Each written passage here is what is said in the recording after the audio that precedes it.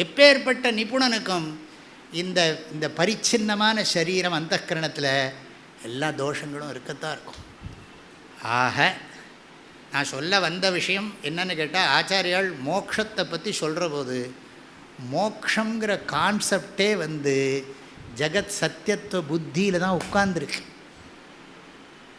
இந்த ஜகத் அகம் சத்தியா ஜகத் சத்தியா மம சம்சாரா சத்தியா, நான் உண்மை, இந்த உலகம் உண்மை, என்னோடய துன்பம் உண்மை, என்னோடய சுகம் உண்மை அப்படிங்கிற அதில் அந்த அத்தியாசத்தில் தான் உட்கார்ந்துருக்கு.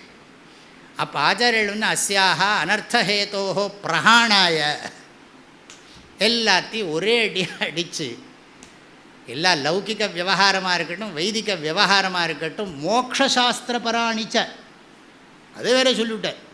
மோக்ஷாஸ்திரமும் இந்த ஜீவாத்மா பரமாத்மா பேத புத்தியை வச்சுண்டு அது இல்லைன்னு சொல்கிறதுக்காகத்தான் இருக்கே தவிர, ஒன்ஸ் புரிஞ்சாச்சுன்னு சொன்னால் வேதாக அவேதாக பவந்தி, எல்லாம் முடிஞ்சது. அகமன்னம் அகமன்னம் அகம் விஸ்வம் புவனம் அபியபவா. இதுதான் ஆதிசங்கரருடைய கிரேட்னஸ். ஓ